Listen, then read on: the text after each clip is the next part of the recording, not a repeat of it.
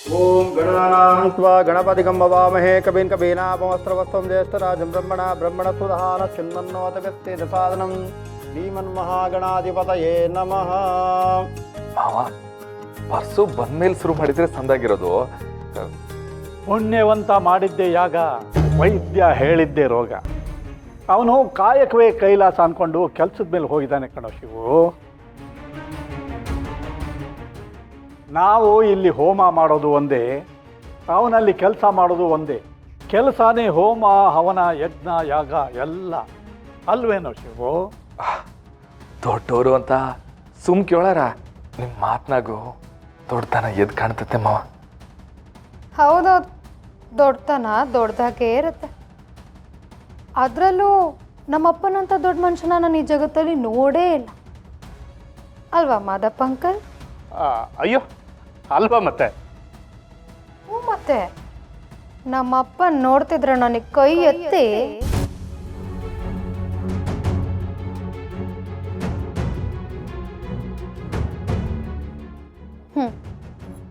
ಮುಗಿಬೇಕನ್ಸುತ್ತೆ. ನೀನೇನಪಾರು, ಮಾವನ್ನ ಹತ್ತಿರದಿಂದ ನೋಡದೇ ಇರೋರು ಮಾತ್ರ ಕೈ ಎತ್ತಿ ಕೈ ಮುಗಿಯೋದು. ನಮ್ಮಂಥವ್ರು ಮಾವನ ಒಳ್ಳೆತನ ನೋಡಿ ಕಾಲಿಗೆ ಬೀಳೋಣ ಅನ್ಸುತ್ತೆ. ಛೀ, ಕಾಲಿಗೆ ಬೀಳದ ಇಂಥ ಮನುಷ್ಯ, ಇಂಥ ತಲೆ, ಆ ತಲೆ ಒಳಗಿರೋ ಬುದ್ಧಿ ನೋಡ್ತಾ ಇದ್ರೆ ಇಟ್ಕೆ ತಗೊಂಡು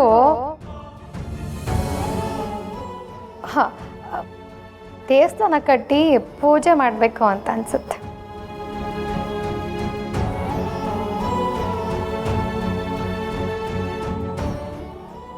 ಹಿಂಗೆ ಮಾವನ ಹೊಗಳ್ತಾ ಹೋದ್ರೆ ದಿನಾನೇ ಸಾಕಾಗಿಲ್ಲ. ಪುರೋಹಿತ್ರೆ ಶುರು ಮಾಡ್ಕೊಳ್ಳಿ.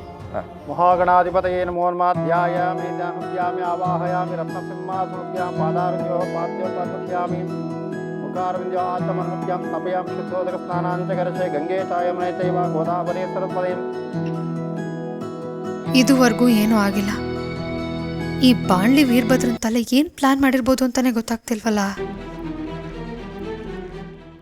ಏನವ ಬಾರು, ರೊಚ್ಚಿಗೆದ್ಬಿಟ್ಟಿದ್ಯಾ? ಕೆಲವು ವಿಷಯ ಹಾಗೆ ಮಾಡಿಬಿಡುತ್ತೆ ಅಂಕಲ್. ನನಗೆ ಗೊತ್ತಿರೋ ವಿಷಯ ನಿಮಗೆ ಗೊತ್ತಿಲ್ಲ. ನಿಮಗೇನಾದರೂ ವಿಷಯ ಗೊತ್ತಾದರೆ ಬಾರು, ಮೊದಲು ಸ್ಕನ್ ತಗೊಂಬಂದು ಸುಟ್ಟಾಕ್ಬಿಡ್ತೀನಿ ಅಂತ ನೀವೇ ಹೇಳ್ಬಿಡ್ತೀರ. ಇರಿ ಅಂಕಲ್, ಪೂಜೆ ಒಂದು ಮುಗಿಲಿ ಮಾತಾಡೋಣ. ಸರಿ ಕಣವ. ರಾಯರೇ, ಮನೆಯವ್ರ ಪೂಜೆ ಕೂತ್ಕೊಳ್ಳಿ. ರತ್ನಕ್ಕ, ಪೂಜೆಗೆ ನೀನು ಕೂತ್ಕೋಬೇಕಲ್ವೇನೆ? ಹಾಂ, ನಾನು ಅದನ್ನೇ ಹೇಳೋಣ ಅಂತಿದ್ದೆ. ಅಷ್ಟರಲ್ಲಿ ಮಕ್ಕಳು ನನ್ನ ಗಮನನ ಬೇರೆ ಕಡೆ ತಿರುಗಿಸ್ಬಿಟ್ರು. ಈ ಪೂಜೆ ಮಾಡಿಸ್ತಿರೋದೇ ನನ್ನ ಸೊಸೆಯ ಆರೋಗ್ಯ ಆಯುಷ್ಗೋಸ್ಕರನೇ.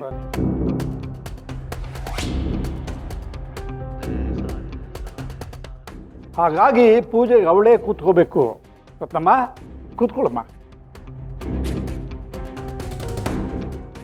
ಪರವಾಗಿಲ್ಲ ಮಾವಯ್ಯ, ಮನೆ ಹಿರಿಯೋರು ಕೂತ್ರೇನೆ ಈ ಮನೆಗೆ ಒಳ್ಳೇದಾಗೋದು. ಅತ್ತೆ, ಚಿಕ್ಕತ್ತೆ, ನೀವು ಕೂತ್ಕೊಳ್ಳಿ. ನೀವು ಕೂತ್ಕೊಳ್ಳಿ ಮಾವಯ್ಯ. ಇದು ಮಾತು ಅಂದ್ರೆ ವೀರಭದ್ರು, ನಿನ್ನೆ ಮೊನ್ನೆ ಮದುವೆ ಆದಂಗೆ ಜೋಡಿ ಹೆಂಗ ಆಡ್ತೀಯಲ್ಲ? ಕೂತ್ಕ. ಬಾರ್ಲ ವೀರಭದ್ರು, ಬಾ ಕೂತ್ಕೋ. ತಂಗ್ಯಾವ, ಬಾ ನೀನು